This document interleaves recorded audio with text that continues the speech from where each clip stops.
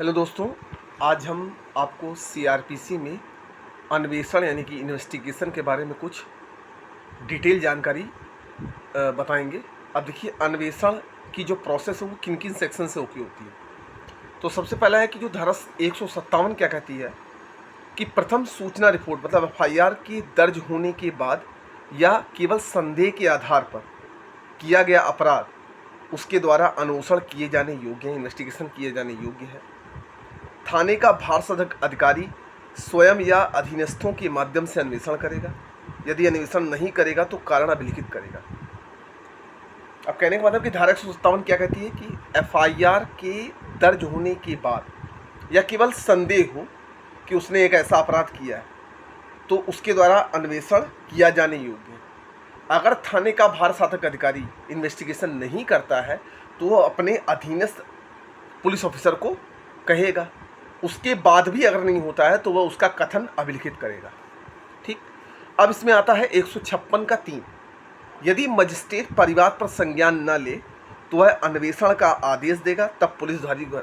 यदि मान लीजिए मजिस्ट्रेट 156 का 3 क्या कहता है कि अगर मान लीजिए मजिस्ट्रेट कंप्लेंट पर संज्ञान नहीं लेता तो वह पुलिस को इन्वेस्टिगेशन के लिए कह सकता है। फिर आता है 159। तो धारा 159 क्या है? धारा 157 के तहत जिन मामलों में अन्वेषण से इनकार कर दिया गया उन मामलों में मजिस्ट्रेट के आदेश से अन्वेषण, मतलब सेक्शन 157 के अंतर्गत जिन मामलों में इन्वेस्टिगेशन से इनकार कर दिया गया उन मामलों में मजिस्ट्रेट के आदेश से इन्वेस्टिगेशन होगा।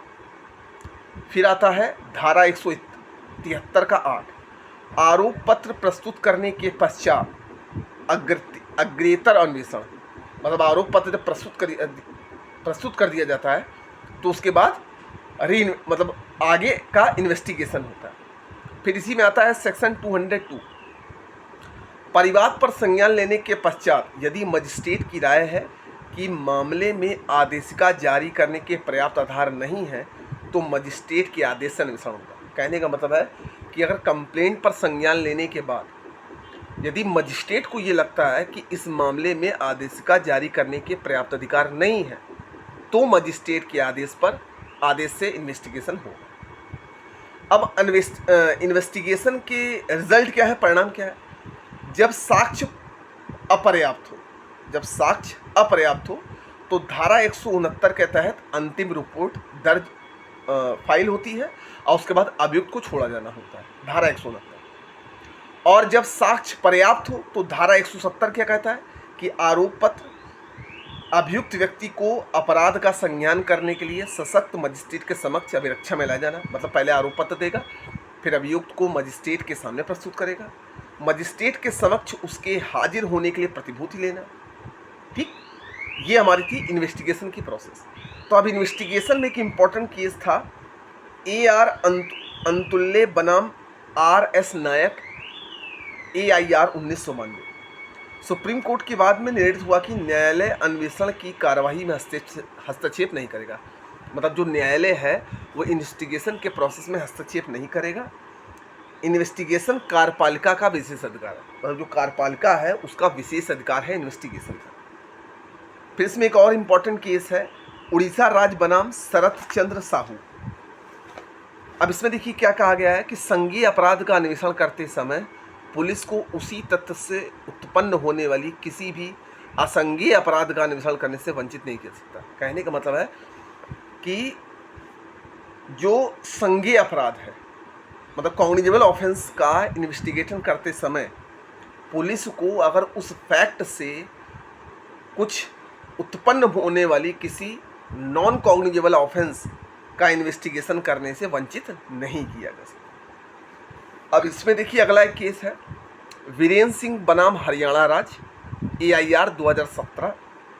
धारा 161 के तहत दर्ज बयान मात्र के आधार पर अभियुक्त को दोषी नहीं ठहरा जा सकता, मतलब धारा 161 के तहत जो भी बयान दर्ज किया गया उसके आधार पर दोषी को उसके आधार पर अभियुक्त को दोषी नहीं ठहराया जा सकता।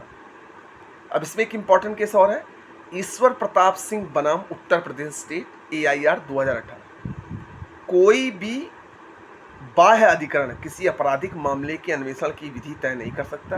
या पुलिस का विशेष अधिकार क्षेत्र है। इन्वेस्टिगेशन करना जो है वो पुलिस के विशेष अधिकार क्षेत्र है। इसमें बाहर के किसी आपराधिक मामले का इन्वेस्टिगेशन की विधि तय नहीं करेगी।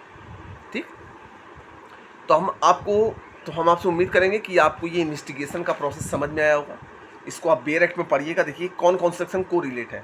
157, 156(3), 159, 173 का 8, 202, 169 और 170, इन सारों से मिलकर इन्वेस्टिगेशन की पूरी कंप्लीट प्रोसेस होती है। अगर वीडियोस अच्छा लगा हो तो इसको शेयर करिएगा। तब तक हम मिलते हैं नेक्स्ट वीडियो में।